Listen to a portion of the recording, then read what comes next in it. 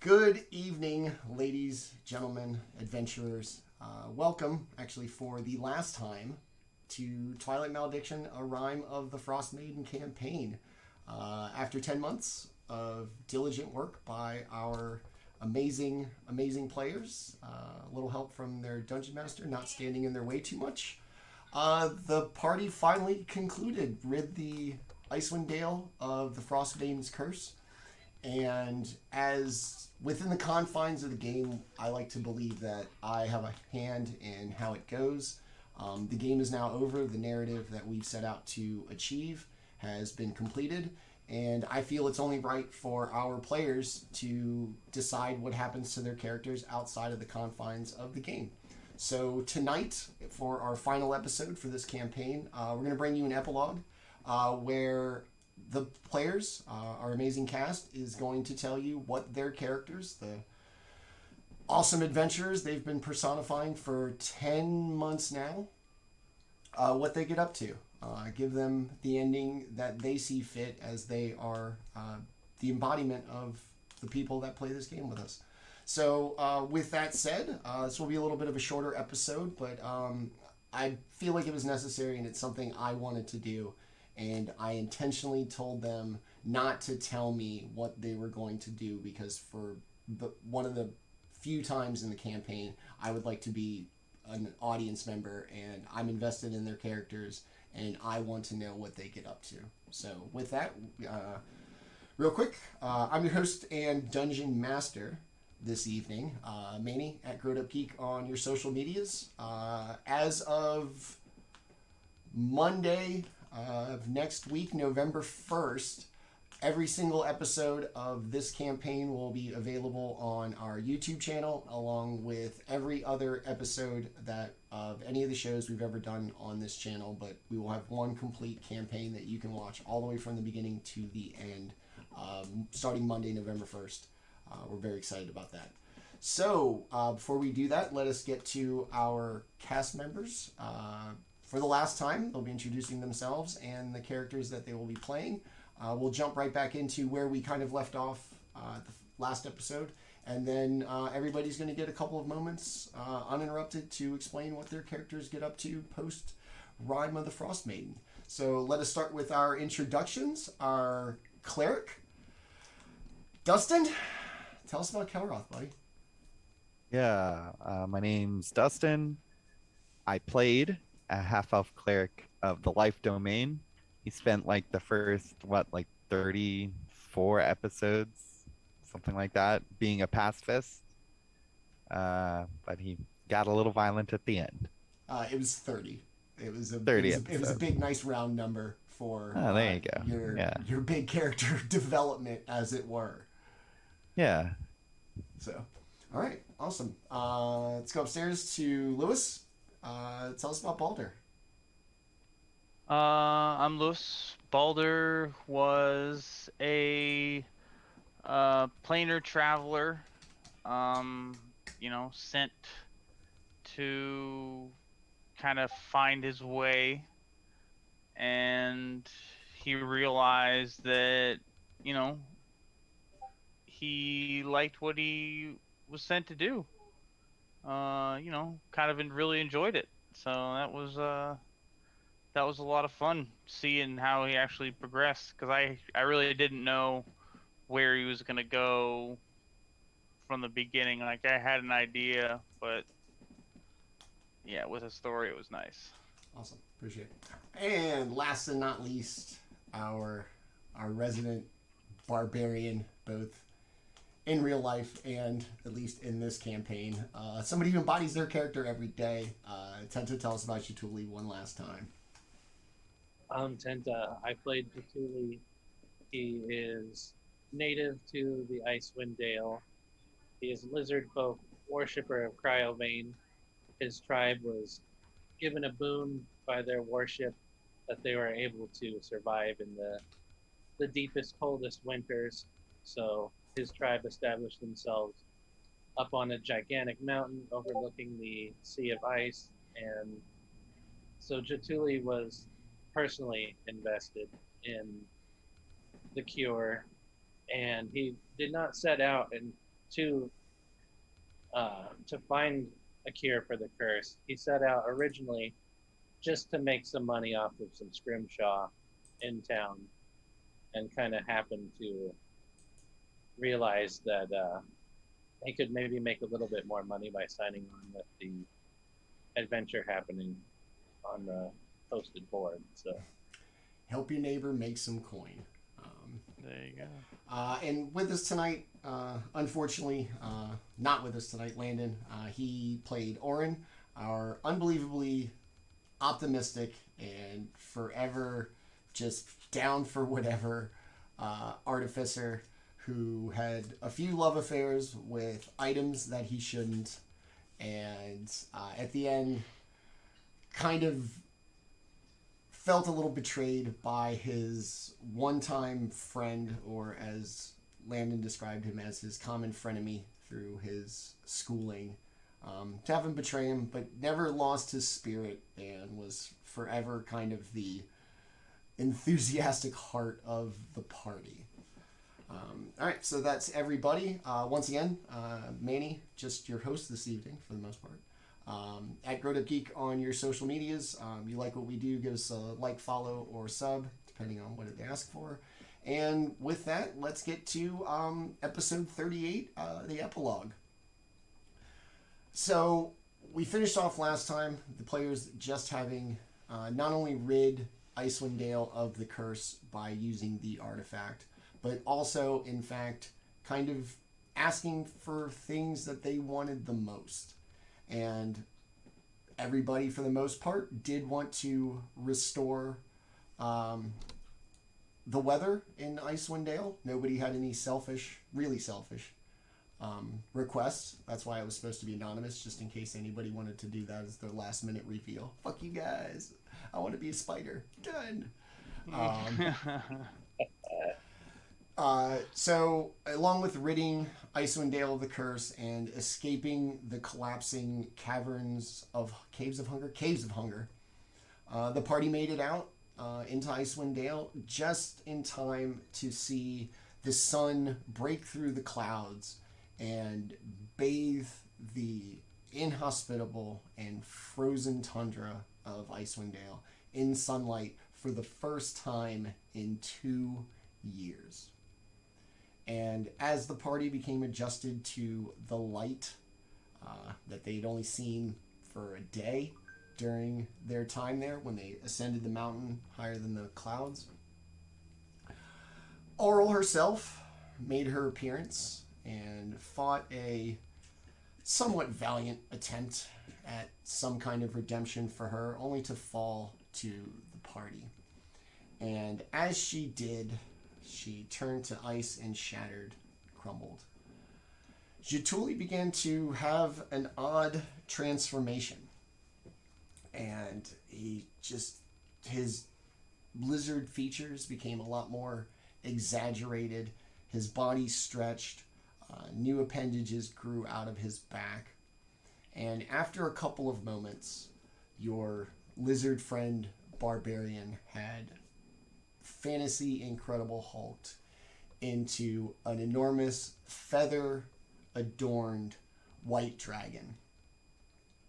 And as he kind of adjusts to his new situations, a voice can be heard Jaatuli's going to recognize as the voice of collective ancestors of his leaders of the tribe and elders, people who ensured and cared about the survival of Jaatuli's people as much as he did. And the voice is going to say, Jaatuuli, my son, you have truly done your people and our people a greatness worthy of being echoed through song and tale for eternity. No member of our tribe has done more to make sure our people persevere. And in the absence of our protector, the great chiefs of past have decided to bestow upon you the title of Guardian of Icewind Dale, an idol of the Vori people. This burden comes with the obvious drawbacks that people not from here will not understand your form, and you will be hunted and reviled. But to those who know, and to those who will hear of this tale of you and your friends, they will see you all as saviors of Icewind Dale. Do you accept this charge? Yes. A huge, booming voice. Yes. Then go forth, my son. Be the protector of this realm, of your home, and may it grow and prosper like never before under the most unexpected guidance and guardianship that has ever existed. And after that moment, what happens with Jaatuuli? So you guys have seen a dragon before, but you've never seen a dragon that looks like he's a competition bodybuilder until just now. This dragon is yoked, and I've still got my typical bird eyes. I don't have the eyes of a dragon. I have the eyes of a bird, and I've got my big feathery crest and feathers running all the way across me and huge wings, and I kind of stretch and blast a gout of ice into the sky and lean way down to your guys' eye level. Hey. Oh, hello. You got very large. Is this normal for your people? No, this is very not normal. Okay, good. Because that's what I thought. But I wanted to tell you some things. Uh-oh. I can. You guys have been like friends and like brothers to me, and I love you. Without you, there would be no Jaatuuli. There would be no Vori people. And to give you what I can back, Kelroth, my brother, I give you my axes. Oh. Because you are a true warrior. You may have disgraced yourself at one point, but you now have the wisdom and the willpower to attack when it's necessary and to defend what is right. And as a true warrior, you need a true warrior's weapons. So I give you my axes. Oh, wow. Okay, I attached them to my pack. They're pretty big for me. Oh yeah. They're big as shit, yeah. Yeah, I'll practice with these. Yeah, you've just been given like 15-pound weights Yeah. around on a stick. Woo. Thanks. Yeah. Thanks. I got some kind of weird hammer exercise program. And I look over at Baldr. Baldr, you are my brother and my father. For without you, I would not have the wisdom that I do. And I would like to give you my swords. I know you have proven that you don't need weapons to defend yourself or to slay your enemies, but I want you to have them in remembrance of our time together. He reaches out. I reach out and I'll take the swords and I thank you. I've never received a gift like this. I don't know what I can give you in return. Just know if there's ever anything you need, I will be there for you. Speaking of, like, Jaatuuli closes his eyes and you guys both begin to glow white for a little bit. And the white glow slowly fades. Now you have the boon that my village does. You will no longer have to fear the cold. And I imagine your warm winter clothing is going to get really uncomfortable at any point. I was never really wearing any winter clothing. I just had boots on. I just had boots on, and I was just, like in the buff, basically. Now you got sweaty feet. Yeah, right. Now you get all sweaty too. Yeah. Your loincloth looks a little damp, bro. Yeah, right. I was just like walking around like dripping. God, it's hot out here. Woo! Is anybody else hot? They must Is get this a real desert hot. or is this the snow? Yeah, right.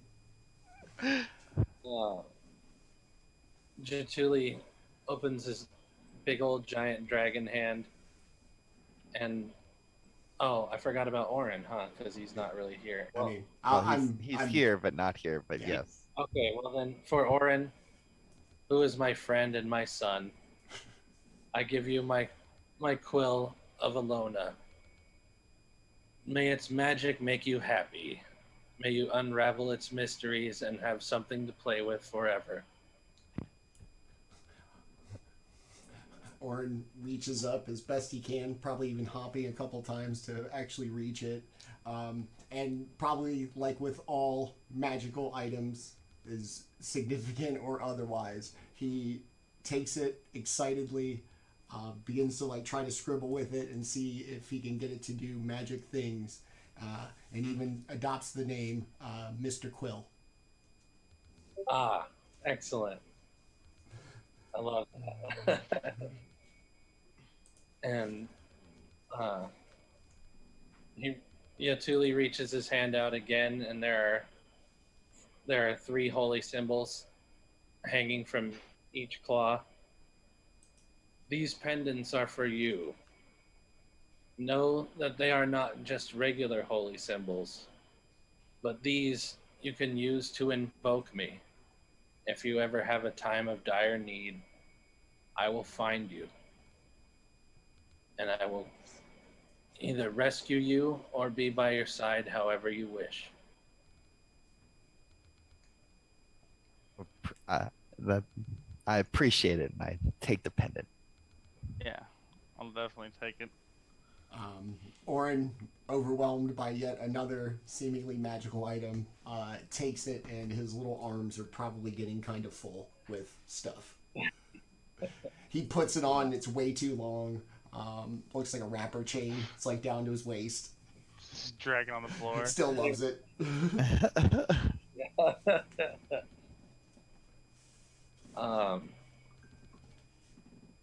As before I leave, I offer you one more thing.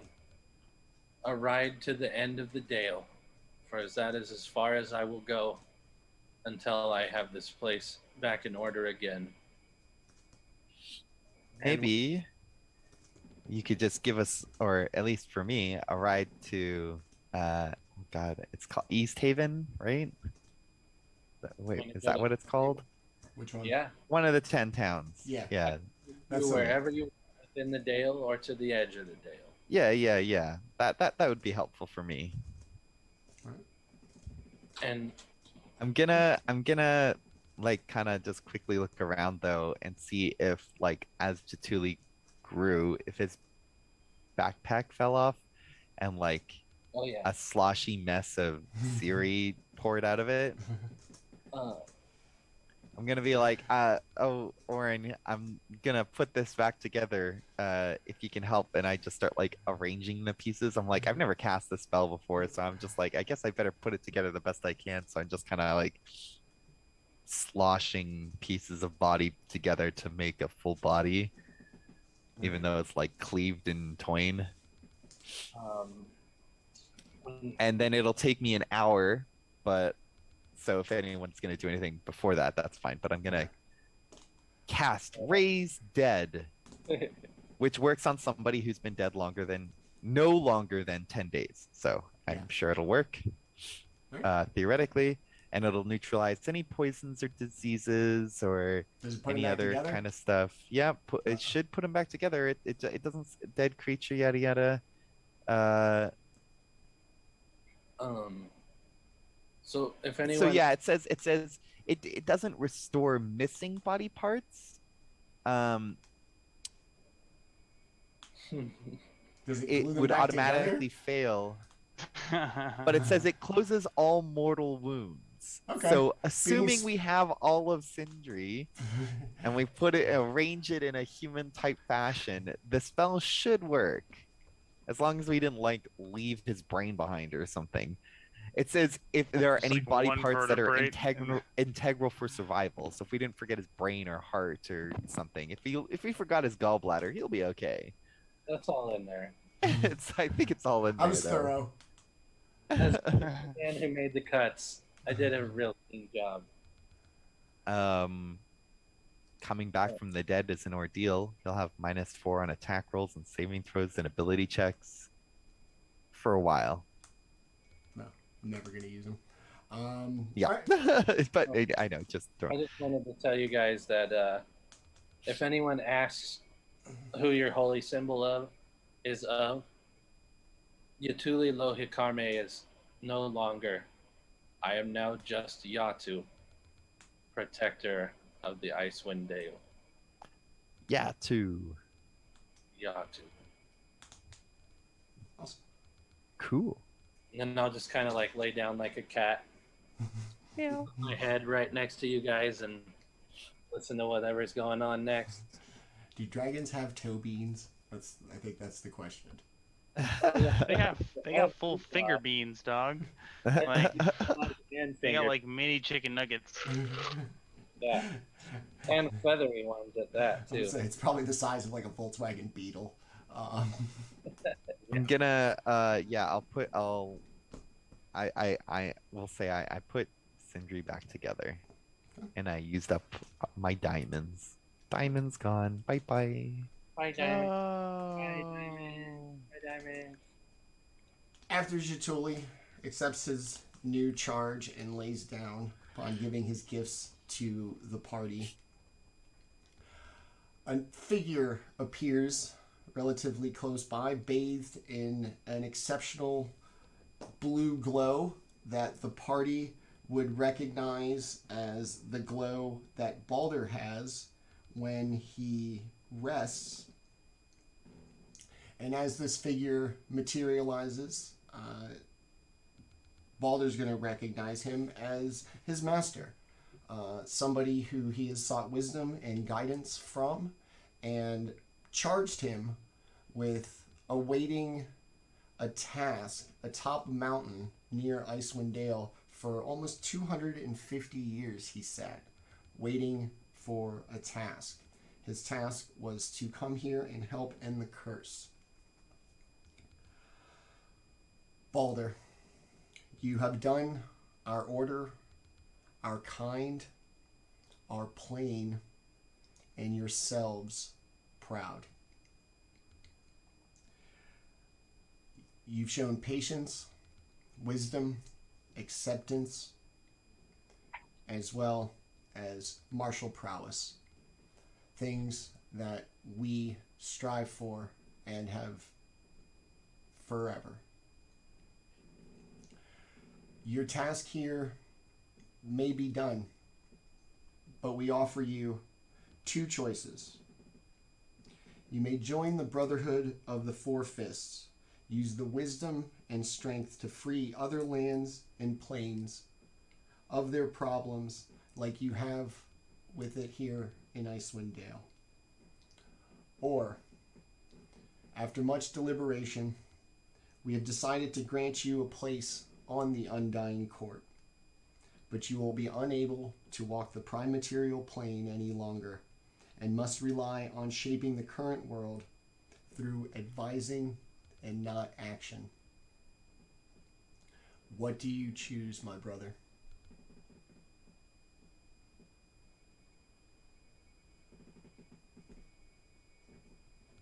I've sat on that mountain,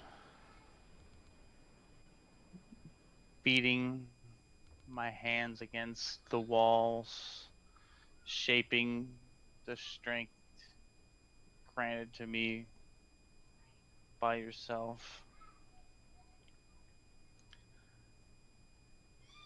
And I finally found the calling you sent me for, to go and travel, make friends, save people in need. I found that the life I've lived gave advice and wisdom to people and helped them in ways, maybe hurt them in other ways. I feel that if I returned and give advice, it would be of great disservice to the other people in need that would be unable to seek my advice. So I will join the Brotherhood, and I will fight to free other people like the Dale, find other people like Jaatuuli and Kelroth and Orryn, and with your blessing one day, maybe I will return to walk the prime material of our homeland and join the Undying Court someday. But I feel the good I could do and spread would outweigh the advice I could give at this time.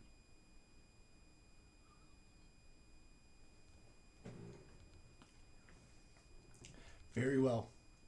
We will allow you more time with your companions, but when you are ready, blow this whistle. And a melodic breeze, almost like a warm breeze, very odd to Icewind Dale, flutters in the dancing leaves, and eventually they kind of spin and tighten into a piece of wood about yay big, and it floats before you, plays a little tune, and then just kind of floats, waiting for you to snatch it out of the air. Blow this when you are ready. Take your time, for the prime material plane is full of problems, and people such as your brothers, Jaatuuli, Kelroth, and Orryn, are too few across all the planes, and any one of them could use someone as wise and strong as yourself. And I'll grab the whistle and thank him again. And he will disappear, giving a very approving kind of nod to the four of you, and even a very honorable kind of deep bow to Jaatu in the back. As Kelroth kind of stands over the remains of Sindri, the pieces, Ew. he's enveloped, like many times prior, in a warm and deep, powerful hug. And as the hug intensifies to the point where he may not be able to make his somatic components for his spell, a warm breeze blows over Sindri. The pallor returns to his face.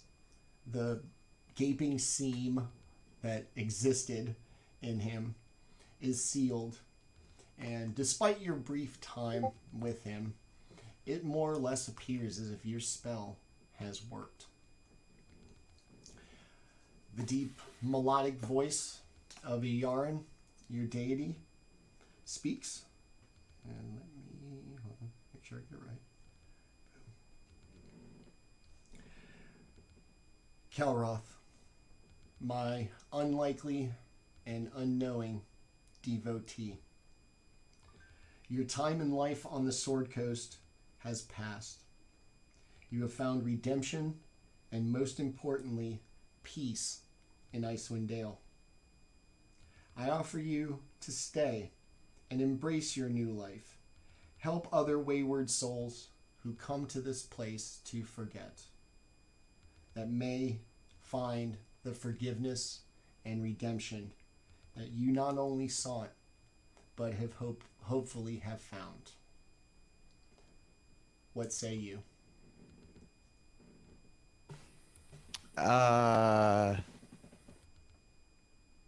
Maybe in the future, but I have other things that I have to take care of first before I can come back. I have to leave Icewind Dale and, confront my past. She looks at you, a little sad. She seems to have grown quite fond of you. I understand, and I applaud your decision, for it shows your growth, that you are able to return to components of your old life and do not fear of becoming your old self. Yeah. Yeah, and it'll be good. Or at least it'll be the right thing to do. Okay. Is there anything else I can do for you, my child? We have had quite the journey, and in seeking redemption for yourself, you have done a great kindness to people that many look down upon. Something that is definitely worth divine favor. Even though you do not wish to stay, and I understand, is there something I may do for you? I guess just keep a watch over me and, let me continue to borrow your power. That will serve me on my trip and hopefully get me back to Icewind Dale one day. You have earned the power. You need not ask for it. Your growth and forgiveness of yourself, as well as your ability to trust yourself, shows that you are truly worthy of the divine favor that you have earned in the course of your journey. And just as the deity disappears, the light towards the horizon begins to swirl, and in a very kind of enclosed oval, about 6 feet from ground to the top, purple swirling arcane energy forms, and out pops a member of the Arcane Brotherhood, who was the one that hired you, and I didn't look up his name before this. So, yeah. He appears, startled as he looks around. He looks at Orryn, sees Sindri's body. You must be Orryn, his friend. Is he okay? And Orryn kind of reluctantly nods and kind of profusely thanks Kelroth for putting him back. We've Sell this Shadespire. Sorry. Thank you. We've come at the urging of Sindri. His writings over the last several months have become more and more erratic, that we began to be concerned of his allegiances, which is why we assigned him to Avarice and the rest. And it would seem that we were wrong for that. We will take him and we will help him. He will not be punished for falling prey to something that many others fell prey to through no fault of their own. Well, Master Orryn, we at the Arcane Brotherhood often have an odd, shall we say, relationship with your chosen vocation. The dependence on arcane magic for an artificer such as yourself is often viewed as irregular. But as a result of your successes here and the effusive praise that your friend Sindri always had for you, that bordered on jealousy, we have decided to offer you a place in the host tower in the Arcane as a permanent fellow of the Arcane Brotherhood. What say you? And Orryn looks over at Sindri and says, I appreciate it, but if you could, I would really appreciate a post in Silvery Moon so that I may return home and study where I began my studies. The brother looks at him very well, hands him a scroll. I must be getting back. Whenever you are ready, this spell scroll will take you to the host tower and we will get you right on to Silvery Moon. And if you don't mind, we'll take him. He kind of levitates Sindri's sleeping body and beckons it over through the portal and disappears. Now that everybody has made their choice, imagine if you would like to say goodbye to each other, and then after that, once you've settled into whatever your new life is, any adventures that you get up to or any kind of notable things that happen after you leave Icewind Dale, I'd love to hear them. Orryn's got a little tiny story of basically what he gets up to after he leaves everybody. And so Orryn gives everybody just the most gigantic, tear-felt hug. Thanks everybody profusely for helping him find Sindri. Does he hug Jaatuli's like little toe? Like a scale, a claw. I mean, Jaatuuli held on to a claw. Just like yeah. He pet behind the ear. Scratches like behind the ear. Leg goes flapping and everything. Ground shakes, snow goes everywhere. A little bit of snow falls off the mountain. And he reads his spell scroll, thanks everybody again profusely, and disappears. And after Orryn leaves Icewind Dale, he goes on to an exceptionally prodigious career in Silvery Moon. Eventually got his hands on Mr. Wand before the Silvery Moon Library seized it. After showing that he could be trusted without adult supervision, he was allowed to study Mr. Wand. And ever since the Arcane Brother, or Silvery Moon, showed him the trust in him, he set out to become a great adventurer, seeking magical artifacts of all kinds, never shying away from adventure, and even licking a magical artifact or two.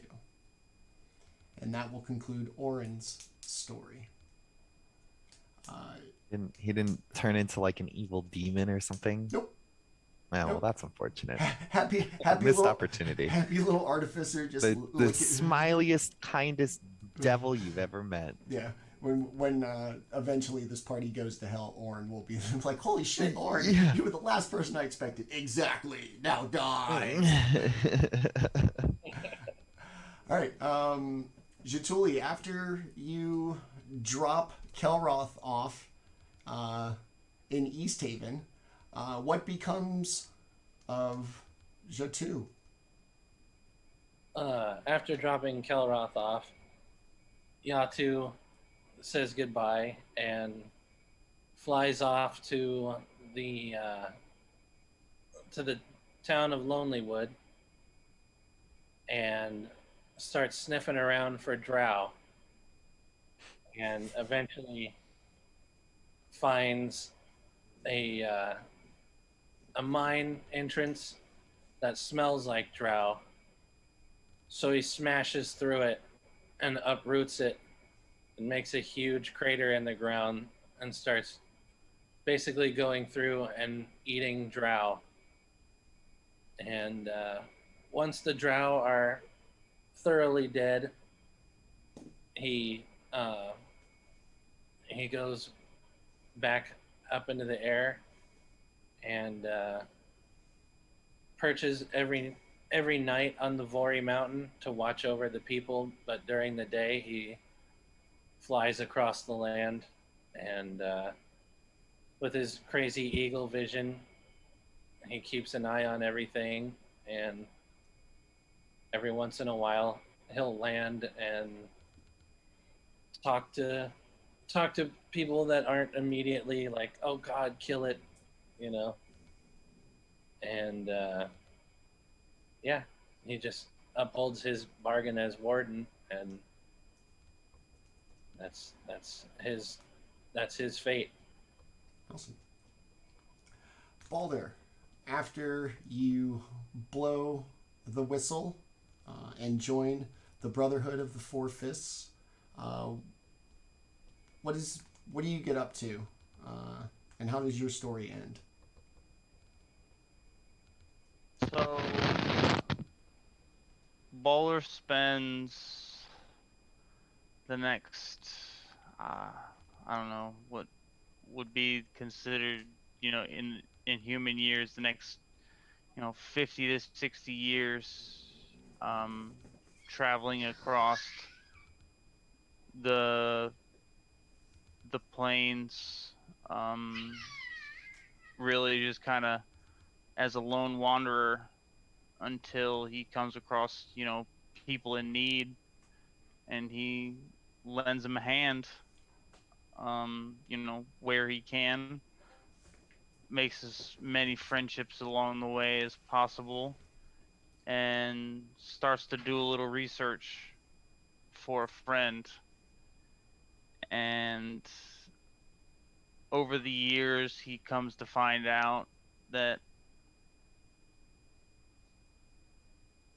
the wand that his friend carried truly would stop at nothing to destroy his soul. So he then starts a path to find a way to destroy the wand, so that way it can never corrupt anyone like it tried to do his friend. And that's where Baldr is at this current time. So yeah. Awesome. Kelroth, you're going to get a ride from Jaatu to East Haven after saying goodbye to the party. What does Kelroth get up to in his days after arriving in East Haven? I assume that, like, with the removal of the curse, that, like, normal weather sort of returns to Icewind Dale. Yes. Like, not summer, per se, but, like, the sun comes up Icewind Dale's version of summer. In a normal circadian cycle, the sun comes up. Okay, yeah. For a time, I travel between the 10 towns and just, like, reconnect with the peoples and stuff. And make sure things are good, and and people are like, I'm sure they celebrate and rejoice or whatever. There was much rejoicing. Yay! I try and make sure that I get some of the credit. I did that. Don't forget about me. Okay, all right. And after some time, I hear word that someone has been looking for me. So I track this person down, and it is. Oh, I have to pull it up because I written it down, so I have the official name. Oh my God, there's so much stuff here from campaign 2. I gotta click on the right thing. I think it's this one. Nope.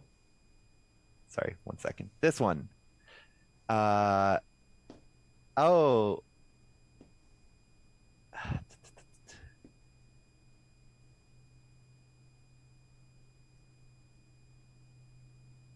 Yes. So the person that was looking for me, her name was Asura Sunbloom, and she was my wife, the person I had thought I had killed, and she wasn't dead, or she died but like was brought back. She is an Asmar, and she was kind of blessed, and so she had tried to make her way back to me when I had fled to say that you get through this together or whatever, and but couldn't make it into Icewind Dale because of the curse had like basically closed off all the paths. And once it had cleared, she made her way there. And so we together went back to Baldur's Gate, and I basically turned myself in and confront the law. And I'm mildly punished. There's sort of like, at this point, the heroes of the 10 towns has kind of made its way, and also one of the people I murdered wasn't dead, so she spoke on my behalf and such. And so I basically ended up working in service in Baldur's Gate, healing people and spreading good. And I would say like maybe like 20, 30 years later, after like dealing with all the different things and spending time with my wife, I'd make my way back to Icewind Dale and follow in the footsteps of my patron and sort of become a ward and a healer to the people of Icewind Dale for the rest of my days. Being best friends with the warden is probably not so bad either. Yeah. We're buds, and sometimes we team up together to take care of shit. I was going to say, though, that since I had sort of potentially written that my character would die, or that like he had sort of a fatalistic destiny, if he did die, which was possible, but kind of it came around a little late in the campaign, that Asura would be the second character I played. I'm here for Kelroth. Shit. Yeah. Look, Yeah. girl, you were literally bittersweet, 20 minutes but late. like Anybody sort seen of, Kelroth? yeah, sort of bittersweet, but at the same time, like she would have understood. She's somewhat celestial, and she would have seen it like, oh, it's too bad. I mean, they did have a conversation about her father, because Killian was destroyed. Torn in half. Yeah, so that was a conversation. Byproduct But- of watching Suicide Squad that yeah. week. They'd been married for like 10 years before that had happened, so they had like a connection. And she I was gonna say that like her celestial bond was maybe something that had to do with justice, maybe Tyr or something like that. And so she saw it as being justice, just as Kelroth needed to go back and serve for his crimes, so to speak. My backup character was my middle brother. Not the one you threw Oh, off the okay. mountain. No, that was my youngest brother. I got a lot of brothers. I didn't throw them all off mountains, all right? No, I had like 4 or 5 brothers. He's Jaatuuli and Watulo. I'd Yeah. never have a backup character. Well, I didn't until like around episode 30 or so, when like things started hitting the fan and stuff. I was like, oh, and I thought about whether it would, it's kind of a cheap to be like, oh, she didn't die, but it was like, I don't know, it fits the character, and also story's over. Look, man, Well, nobody's So winning a yes, Pulitzer. that's what for happens this. to Kelroth, and yeah, he did put Sindri back together, but yeah, that's what he does. Awesome. So I think that's fair to say that all of our characters had a respectable life going forward, using their time in Icewind Dale as kind of the springboard to bigger and better things. And with that, we're going to formally end Twilight Malediction, a rhyme of the Frostmaiden campaign. 38 episodes. I did the math. We've done 38 episodes, 90. It's about 114 hours of content, which is way more than you got for Game of Thrones, and we did it in less than a year. I'm gonna go last. I'm gonna get a little emotional here, so I'm sorry. Oh no, don't do it. This is one of the biggest things I've undertaken in quite a while, especially with knowing fuck all about how to do it. Just having a friend who was like, we should do this. It's a great way for us to be able to play D&D and for us to play it regularly and use the excuse of a show as the way to find people who are serious and committed. And we absolutely did that. We got so lucky with the 3 people that we got, and I am so thankful that this is not an accomplishment that I did.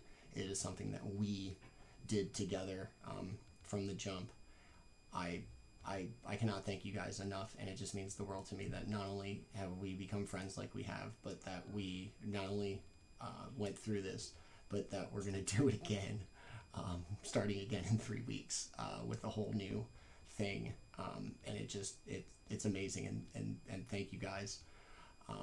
And those great people, we're going to kind of say goodbye to this iteration of them one last time. On your way out, favorite memory from the campaign, and anybody you would like to thank before we close the book on this one. Tenta, favorite moment from the campaign? Favorite memory from the campaign? Boy, there's been a lot of really good ones. Probably wrestling with the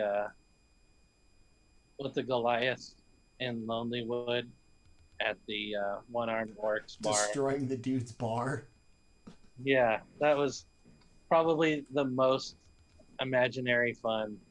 One person like me, anyway, who loves to brawl and be that way.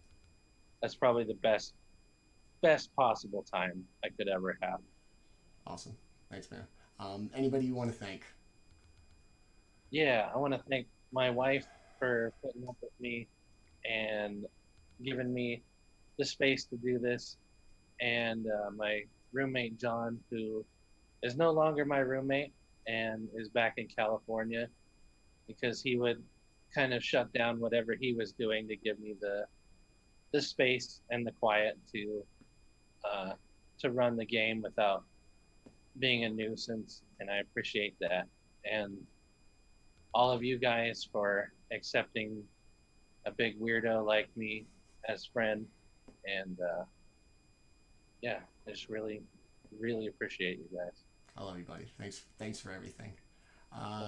Dustin, favorite moment from the campaign?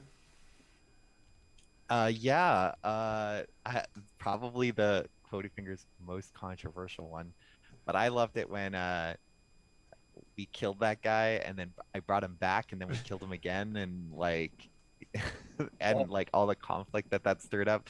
I don't remember his name. Was it Besbit? No. It was Kessel's brother. Oh yeah. The one killed by the drow. Yeah, the one that was killed by the drow, and then he was like, no, he asked me to kill him, and then I was like, I was like, I don't know about that, you know, Are and you that like sure? personal conflicts, I and then snapped his like, neck again. and then you snapped his neck again. I'm like, what? No, what? Oh God, Dude, I just that was a fixed pretty that was pretty fun moment. That was a pretty good like, I don't know, just like a D&D conflicting ideologies sort of moment. I really liked it. It was fun. It kind of like stirred the pot a bit. And anybody you want to thank?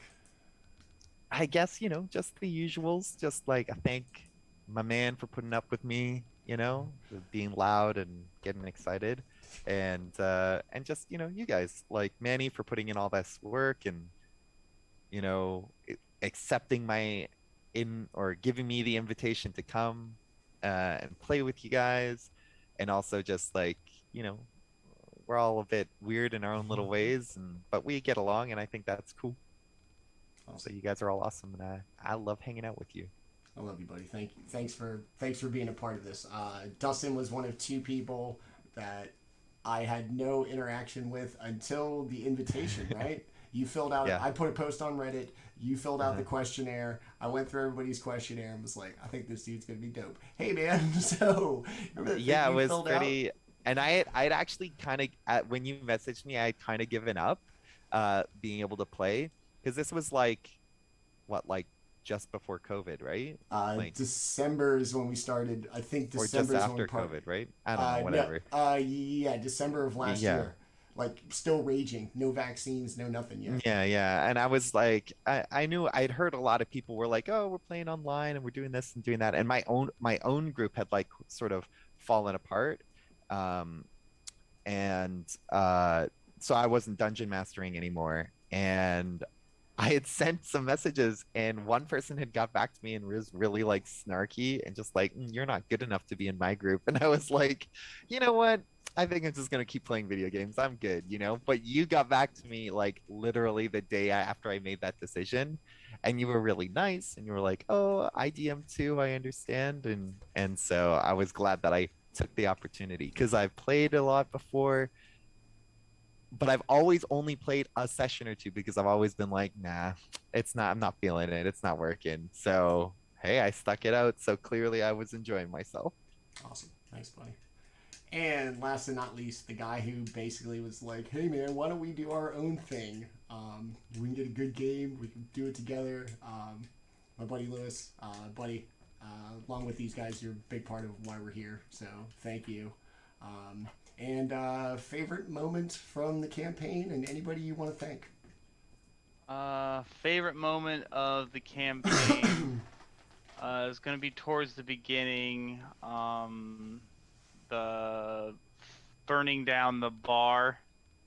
Yeah. And Oh, I that was a good one. I walked up to Kelroth and I was just like, "See, what did you learn there?" As like I was standing outside the whole time, and he came walking back up, and I just like came walking across the crowd. It's just like, see what helping these people get you. Yeah.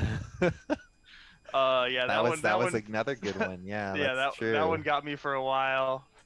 I'd like to thank, you know, my wife and family for putting up with me doing this.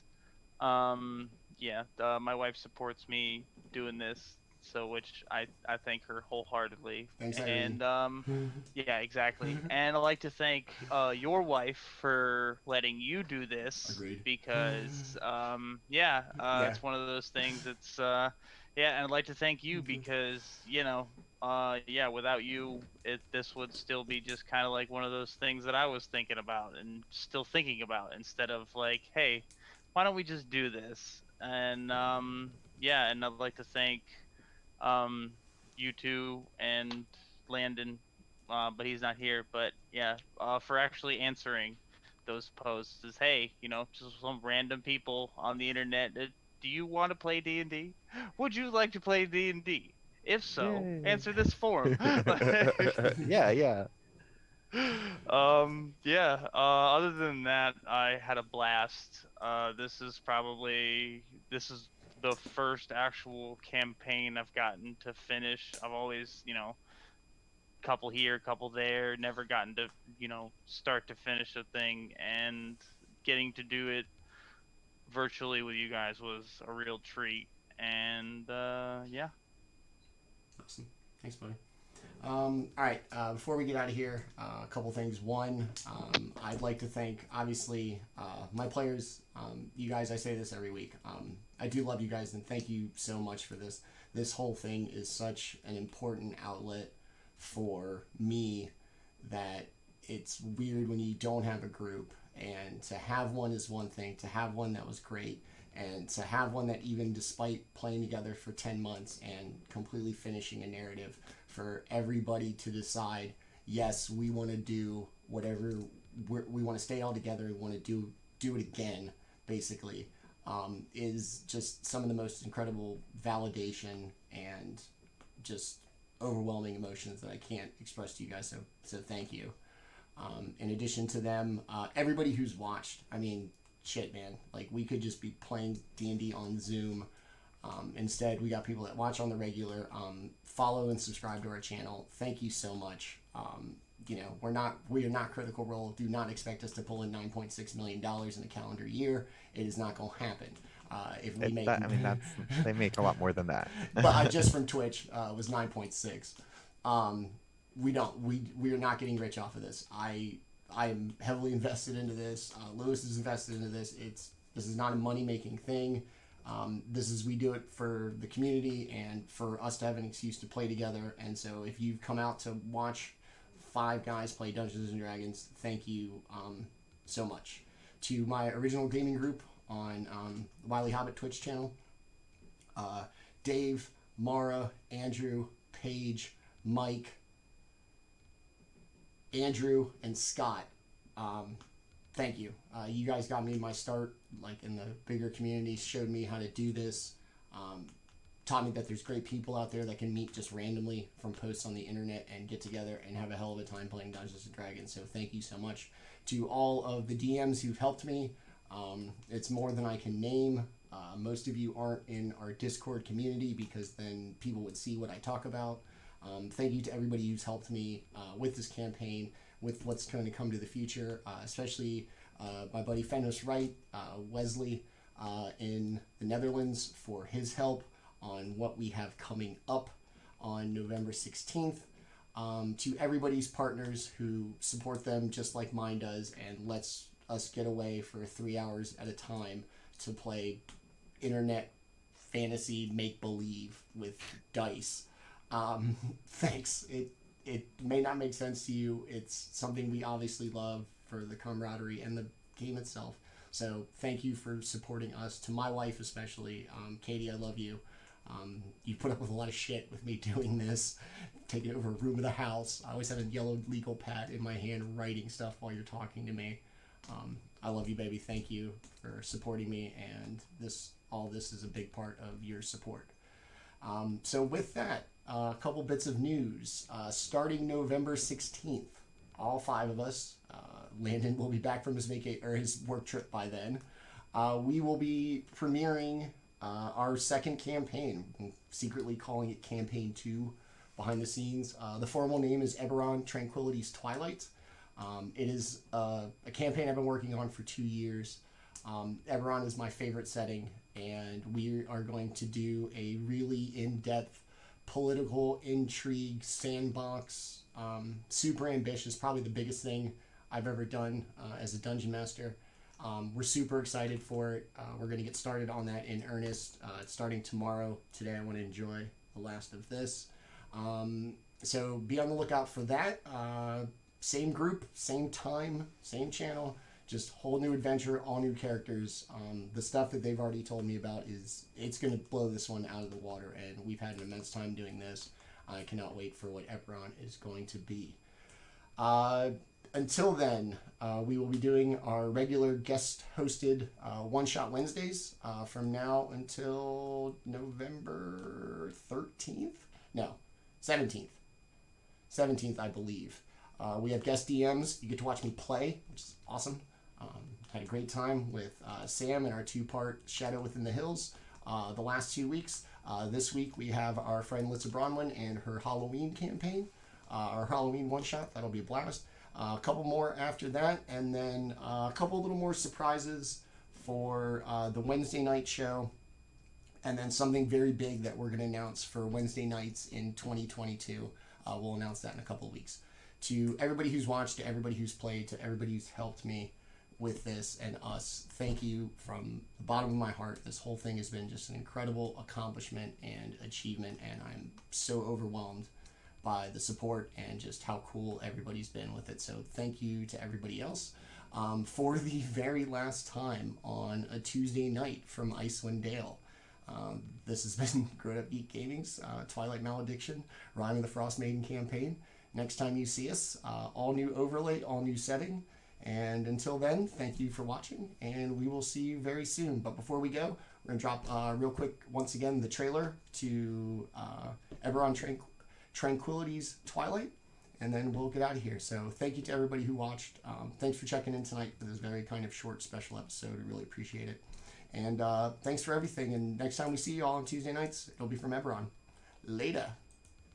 Ah. Goodbye.